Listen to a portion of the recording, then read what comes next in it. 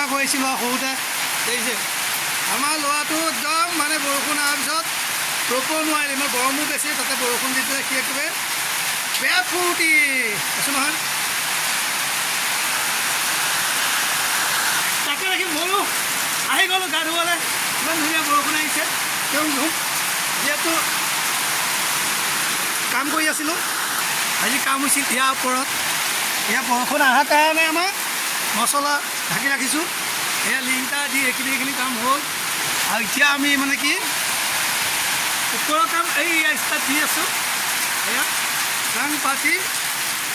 ভেণ্টিলেটাৰ লগাই আছোঁ এইটো আহি গ'ল বৰষুণ এতিয়া কি কৰিব মানে ক'ব নোৱাৰে ফূৰ্তি দিছোঁ এই গা ধুই আছোঁ আৰু ৰাইজ ৰ'ব আৰু অকণ আছোঁ দেখাবলৈ দেখুৱাই নাই এইফালে এইটো ৰুম বনাই আছোঁ নহয় ৰুমটো দেখুৱাই নাই সেইটো এটা ৰুম চাওক এইটোত মানে এইখন খিৰিকী লগাম সৰু খিৰিকী দেই ৰাইজ এইটো মানে ডাইনিং ৰুম হয় ডাইনিং ইয়াতে আপোনাৰ গেছ টেবুল এখন থাকিব এইখিনিত থাকিব গেছ টেবুল ইয়াত থাকিব আলমাৰি এটা